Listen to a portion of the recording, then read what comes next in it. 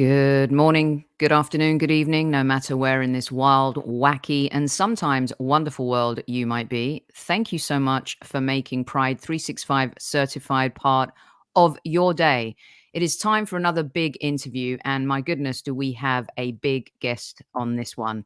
Trailblazing game changer, a barrier and ceiling breaker, a fearless leader, and an inspiration to so many people in the community. National Vice Chair at the National Civil Service Network for Gender Identity and Intersex, Advisory Board Member at My G Work, Patron for Gender Identity at Pink Triangle Theatre, Talk Show Panelist at Gadio, Diversity Role Model. I could go on and on and on. Also a Pride365 Champion. Welcome to the show, legend, Jacqueline Gavin. You do me proud. Thank you very much for that, Sophie. How are you doing this fine day, this summer? Is your summer off to a good start? It's got very, very hot all of a sudden over here in the lovely sunnier climes of the UK. And yeah, all good so far. Really, really positive, and long may it continue. Long may it continue. Well, thank you so much for joining us today. I want to go back a little bit before we start talking about what's happening in our universe today, because you have an absolutely fascinating story. And your beginnings came at a time where it was almost damn near impossible to navigate through. I can't even imagine having the kinds of conversations that you wanted to have, back in whether it was the 70s or the early 80s.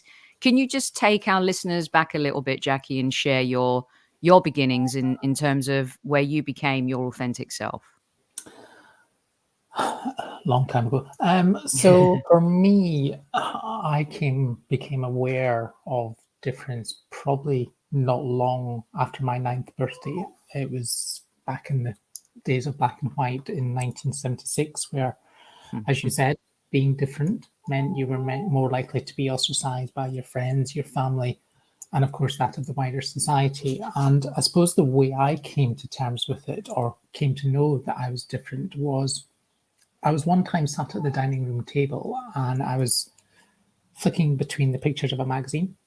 I didn't know it at the time, but I am dyslexic, and where words would be dancing all over the page, pictures would speak 1,000 words to me. And I came across one particular image of a man, and this image was also in black and white. Even though it was an image of a man, the thing that struck me most about the photograph was, first of all, he was sat in the Christy Keeler pose. Those of you that don't need the Christy Keeler pose, where the back of the chair is up against the individual and the individual isn't wearing any clothes.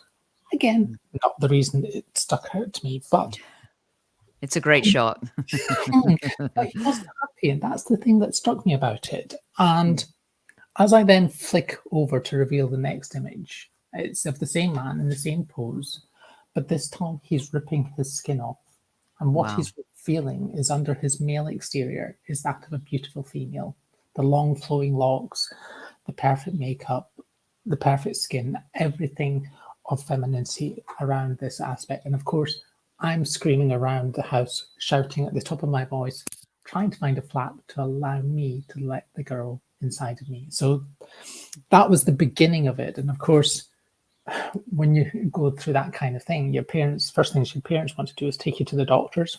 And of course, the doctors at that time were like, well, get him to do more boy type things. That will allow him to become more of a boy by doing things that boys always do: climb trees, go running, play football, of which I played football very, very well, going on to represent my school, my school's region, and of course my school's country being the best country in the world, which we talked at the top of the Scotland as well. Yeah, so, you guys definitely tend to breed a good manager every now and again, don't you? Indeed we do. Some guy, yes, well, we won't talk about that because we've already gone through that part as well. Well, I can't imagine at 9 years old, because when you said that, I was thinking about the kind of first time I realized I was gay, and I'm kissing this exceptionally handsome boy in Positano, in one of the most romantic places in the world, and everything just felt wrong and everything just felt off, and I literally sprinted back to the hotel and hid under the sheets crying, just so afraid. So that fear that you felt at that age, how do you then have those conversations, and how do you, because a lot of the argument of today, isn't it, is about young kids, kind of identifying with who they really are. But there's this juxtaposition, isn't there? It's all being politicized in some ways. How would the young Jacqui today navigate through this in comparison to kind of how it was for you back then? You know what? I think I wouldn't change much about it. I mean, yes, it was difficult, but it was done in a way that I suppose was to test me, to make sure that this is really who I am. Mm-hmm. I suppose if there was anything I would change, it would be to have them listen more. Because back then it was like, as I said, push down the path of do things which we traditionally associate with being male. And for me, it's about, look, we've got to do the right thing. We've got to listen. And I think all too often, I think the world these days, we make an assumption that just because somebody says something, that we have to do something about it. Be directed by the child. The child themselves knows who they are. They know what they're feeling, etc., etc. And don't try and come at this and say, right, okay, let's put the words in the mouth of the child. The child will tell you how they're feeling and what is right for them. Yeah. It's what's your take on what's happening, Jacqui, right now? I know that you do a ton of interviews. You're on a ton of panels. You travel. You talk to people from different cultures, backgrounds. You have been in this space for most of your life. Yeah. What do you feel about what's happening now? Because what we're trying to do as well here at Pride365 is bridge the gap, right? We're inclusive, not divisive. We're proactive, not political. We're really, truly trying to elevate the lives of the community in the workplace and, of course, in the wider society. Someone like you who has seen it all, what's your take on what's happening today in the space where, when Pride Month, you're seeing people desecrate the flag and the flag losing so much respect? I've been waiting so long to hear your words and what you think. The world is polarized right now, down to these little things. And it's a world of extremes. And that saddens me that we're not prepared to find a way to listen to each other. And I think this is the great thing about Pride365, is it provides that platform of taking the views from that side and taking the views from that side and trying to, as you say, bridge that gap so that we better understand. And it's exactly the same place where I'm at, is I'm not going to scream blue murder based on what's happening from my own personal perspective as a trans person, without first listening to the people over here. But also there's this huge amount of people who are like, I don't want to choose to be in that side, and I don't want to choose to be in that side. I just want to understand what it means to be somebody who's in that space without being judgmental, without being seen to be prejudiced in any way, shape, or form. Because if we don't allow people to ask questions and to better understand, then we're never going to move the dial. And that's a really, really crucial thing that is missing at the moment. As I say, because of the polarization of the world that we're in, as you say, LGBT flags or progressive flags being ripped down and torn into pieces, or the opposite extreme of that, people claiming that you're not real, you're not this, you're not this, you're not this. Who are we to make that judgment on either side? Unless we're prepared to, first of all, debate and truly, truly understand it. Do you think people can't debate or don't want to have the conversation because of fear? Is it people's, I mean, I don't want to talk about religion, and of course there's a lot of catalysts to the negativity and where that comes from and where that all stems from. But do you think fear is still at the nucleus of this conversation? Yes and no. I mean, I think there's fear because people don't want to make mistakes. I think there's fear because people are all too quick to describe somebody as something or another without fully understanding it. And let's be honest, hate is a sense of fear. We react because we're feeling threatened.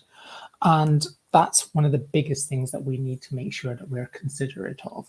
I think we've also got to recognize that it's almost like there's an empowerment to it in some way. I call some people, rather than calling them influencers, I call them influenzas.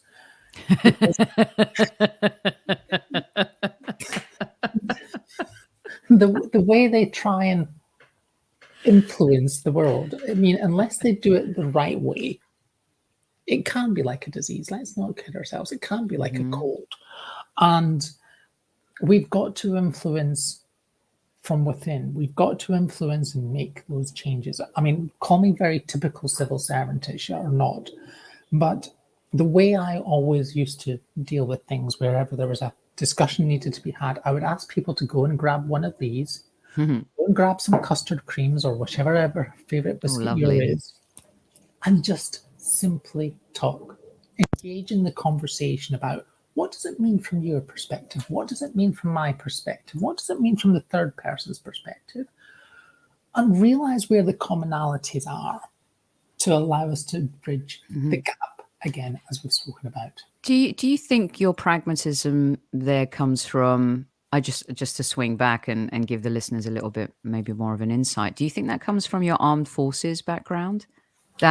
Is that why maybe you see things from both sides now? Do you think that's helped in some ways, having that background? I wouldn't necessarily say from the armed forces. I mean, don't get me wrong, I enjoyed my time in the armed forces. Yes, in some ways it was challenging because it was a time where being LGBT was difficult and it was against the legislation. But I think my main way is certainly my time as a civil servant. I will always look back on my time in the civil service with huge amount of fondness, huge amount of respect, whichever administration was sitting in that little behind that black door. It didn't matter whether it was red, whether it was blue with a touch of yellow. The fact is that we were able to influence from within by having those honest bits of dialogue, honest conversations. I can't speak for where we are right now, but certainly at a time where ministers were prepared to engage in conversation and listen, that was a real crucial thing.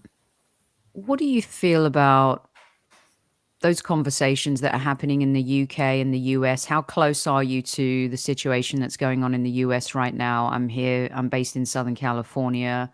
The noise is beyond amplified across the United States.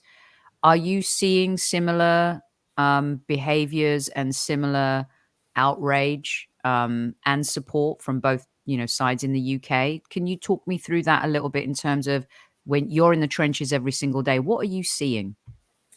There's no denying that what we're seeing in the UK is very, very similar to the US. Okay, I think the US is different because each state it goes by a state basis, whereas obviously here in the UK it's based on, one could argue, UK legislation, but of course we're seeing the divide between the UK Parliament, Scottish Parliament, and other parliaments where there is different views on that as well. So I think they always say when the US gets a cold, the UK gets the flu. And of course, the world outside that window right now, although the sun may be beating down, it's a little bit of a scary one, regardless of where we are, because we are seeing the rise of the right. Or the extremes of the right is where I would go more.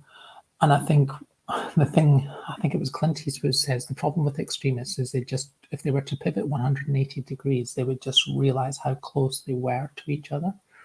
And I think what we've got to try and do is find a way to encourage those people to about face, to use a military term, just to look each other in the eye and understand what's going on from each other's perspective. That's one of the things our CEO Jack says often is when we sit down at a table with people and we really do start having those conversations, people realize that we have a lot more in common than we do, you know, in terms of our differences. And it may sound like a cliche, Jacqui, but it is true. But kind of trying to fight in between, you feel like it's like going through the Everglades, right? You know, you're swimming along and then all of a sudden this mush comes along and you've got to battle your way through it. How do we get through this part?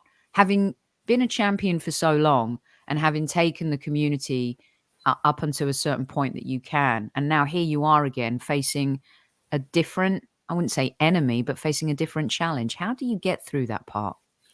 We need to pause.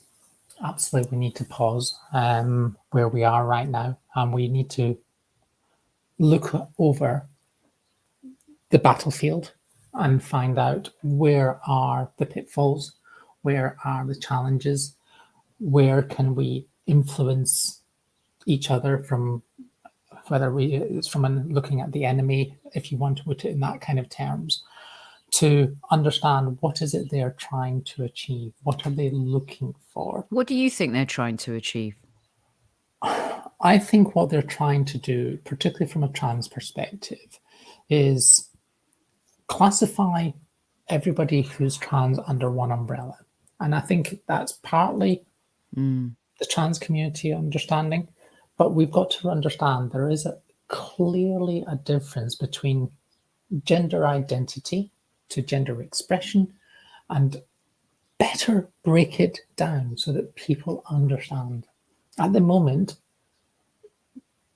because the way somebody expresses themselves doesn't give them the same lived experience as what I am. So when we put it all under one umbrella, it becomes a little bit confused.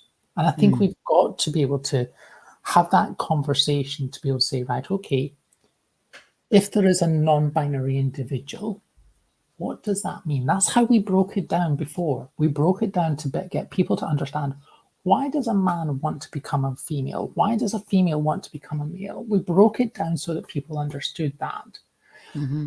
We haven't yet broken it down in a way that people understand that you have a male who will express themselves in a female way, wishing to use female pronouns or plural pronouns. We need to understand, why is it that is the case?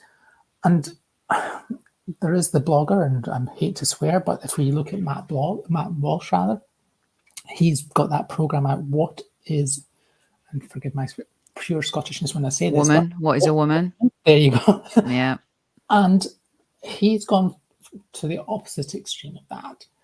And what we need to get him, I mean, he has asked the question for a reason, because people are confused. Well, I always thought a female was about having a vagina, breasts, etc., and a male was somebody who had a phallus, etc. But do people understand that? Now you're saying to me that a female can be somebody who still has a penis, but just based on the way they dress. And that's the challenge that many people are facing right now, that they don't see that. Because, again, speaking at this from a UK perspective, we have the protected characteristics of sex, which is male or female, gender reassignment, which is the process of, when it's somebody has undergone the process of going through the process of going from male to female or female to male. There is no sort of understanding in that legislation about the expression piece. I know. What do you feel about because this is all encompassing in sports and athletics, which kind of fueled the fire in the conversation, perhaps, and took it to a totally different level, Jacqui. As someone who has transitioned, I'd love to know your take on, do you think there should be a separate category for the trans community? Is it fair to women who have trained their entire lives, have a certain body type, to maybe be in a position where, you know, their life's work may not be rewarded because of someone else's choice. Can you help us understand that a little bit? Because I think that's something that is very prevalent in the news and topical, and maybe an area where it's easier for people to understand because they know their sports, right? Yeah. There's been male categories, female categories. You could even go now with the Brit Awards, you know, not having male, female categories and everything being, you know, the way they've kind of laid it out. Do you agree with all of that? What's your take on that part? And do you think that has added that element of fear to the people who are rejecting the movement?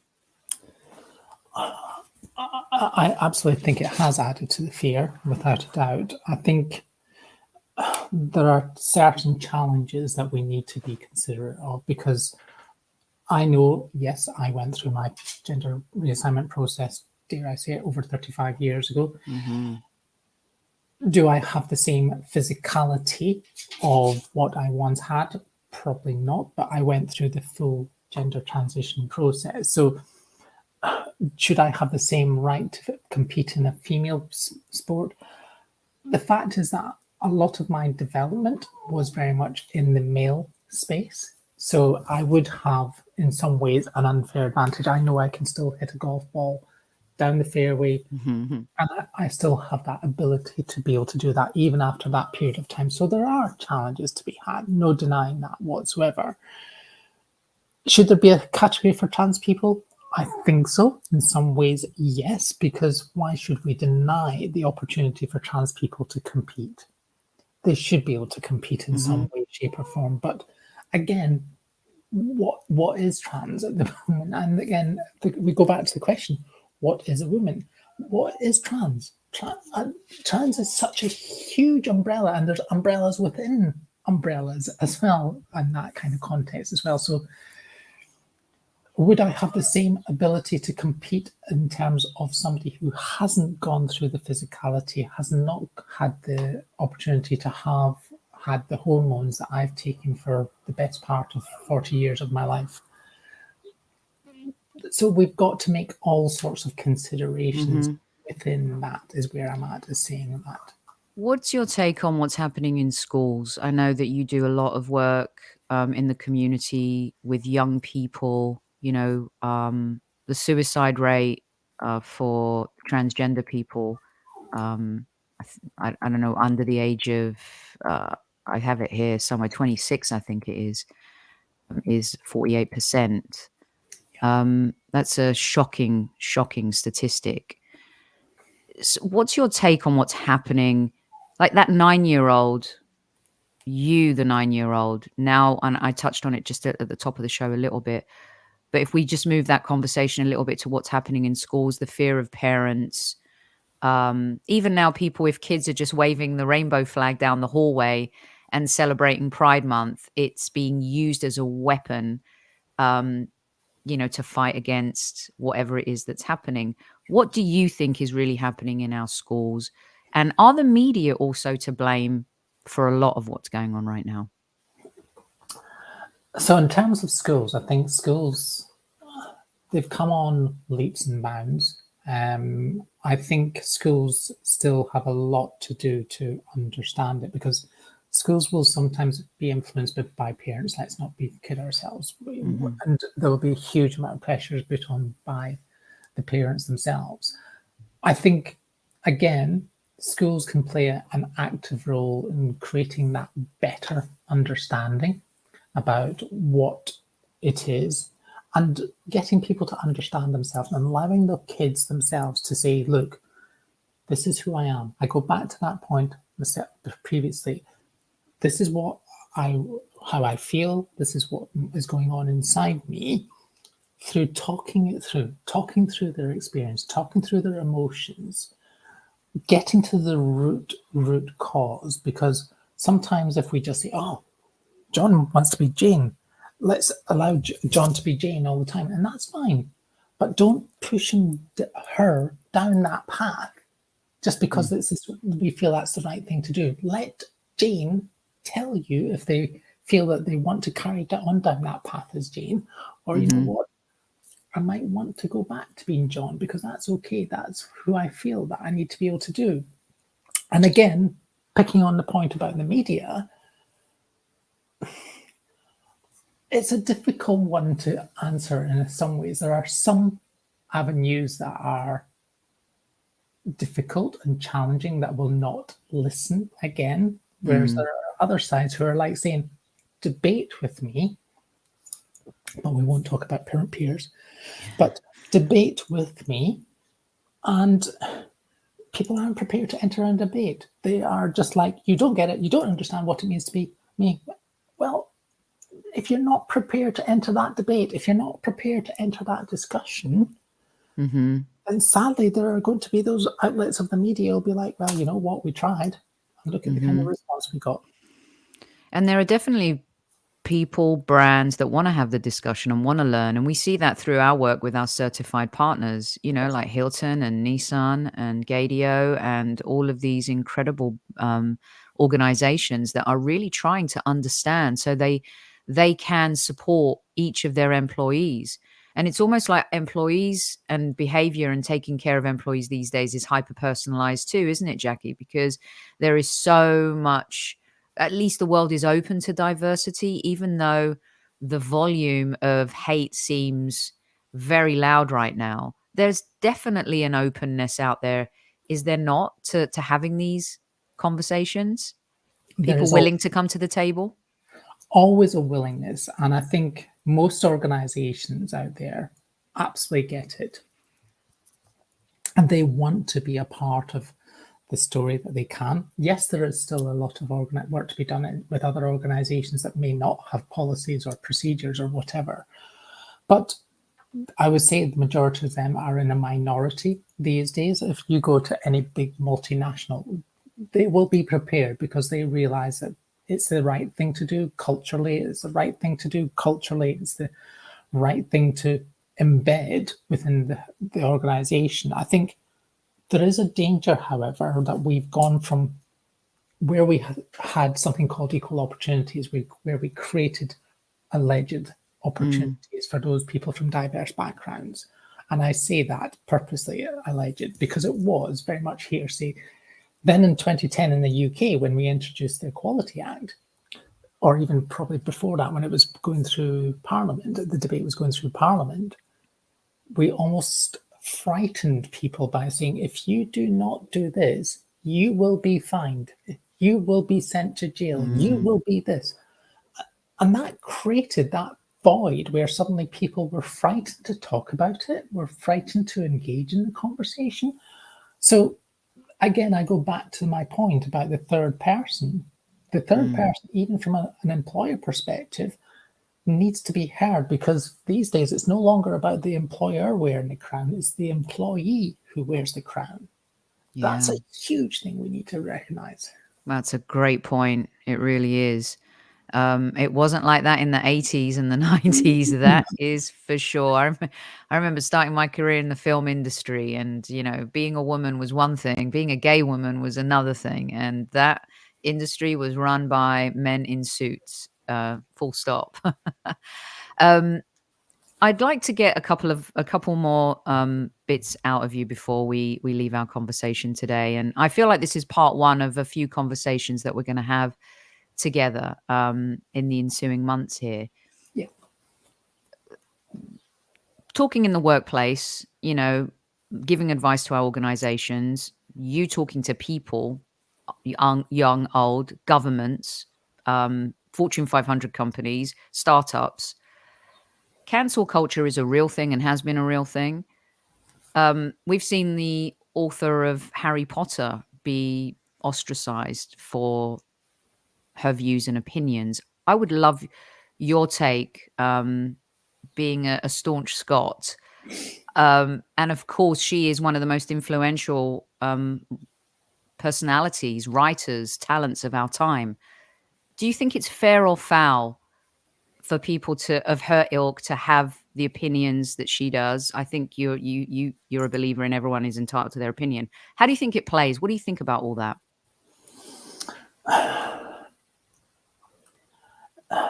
Again, this is a very, very complicated one. And I mean, again, are we allowing JK to fully come to the fore? Are we listening to what JK is actually saying in terms of everything that she's about?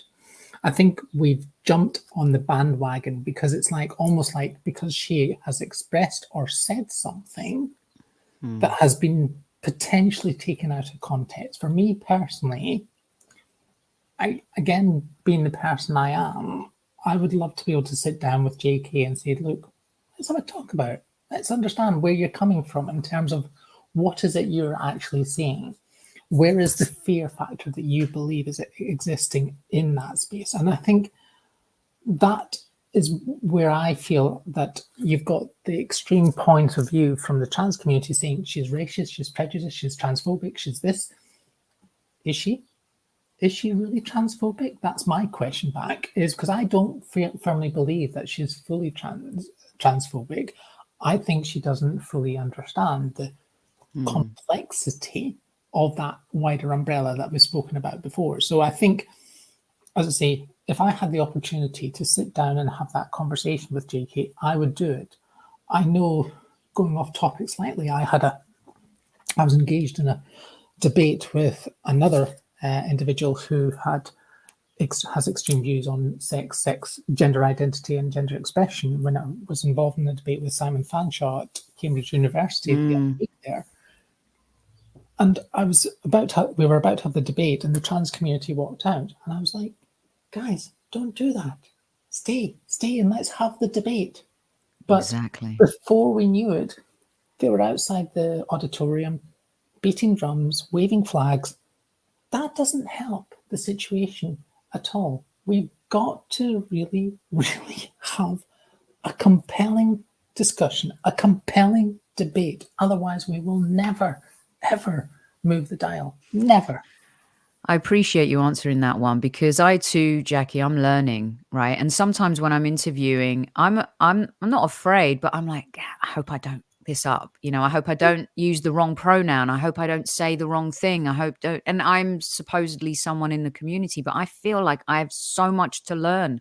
Like I'm not even scratching the surface in terms of understanding the complexities, but also what the simplicity of all this could be. It's not that difficult, is it, if we're just accepting of each other? So with all the work you're doing out there, why Pride365? You do so many great things for so many great organizations. Why Pride365? I think Pride365 because you talk about Jack. Jack, when him and I sat down for the first conversation that we had, he was very honest. He's, like you just said, he wants to learn, and that's the way he tries to push Pride365. Is we want to learn, not necessarily from an LGBT perspective, but from a cis, straight, white, male, female, whatever perspective, to be able to influence that. And I think if you've got allies from outside of the community who are prepared to say, look, this is a process that we want to go on, those allies will sometimes see things that you don't see because you're so entrenched in the warfare right on the front line. Jack and Pride365 is an organization that looks at things from a helicopter view and sees the full circle that we're trying to achieve, hence the name 365, as I would put it, because it's looking at that wider circle that allows us to be able to go, you know what, we're looking at this right round from everything that empowers people to be themselves. And I've got nothing but huge respect for what Pride365 is about. It's probably the organization that's gone from where it was to right to the top of the table, because I get it, I understand it, and I want to support those allies to really, really be on the same side as us, because the more allies we've got in our space, the better the conversation, the better we get people to understand. Love that. That's perfect. And that's a great way to end our part one of our conversation. And I want to know, what is there something I haven't asked that you really want people to know about before we part ways here? There's always something I'll go away and I'll be like, I wish I'd have asked that. So the way I do it is I always ask, like, what's your summary? How do you summarize? What do you want people to know that maybe I haven't asked about? Great question. I mean, for me, I think it's about recognizing that there are more people out there than we give justification for. I mean, we talk about influencers and influencers, but there are more voices than just the same people again and again. And I think if there was a question, it would be about how do we make sure that it's not just about the same people again and again and again that are having those conversations? How can we make it so that we create an opportunity for anyone, whether they be young, old, middle-aged, whatever their diversity characteristics, that we empower those voices to be heard. Beautifully put. And you can follow Jacqui here. I hope I have your handle right. I've had it up throughout the show. Just wonderful stuff. Thank you so much for your time. We really appreciate you. Keep fighting the good fight out there. And until next time, we look forward to another conversation with you. Thank you very much, Sophie. Thank you.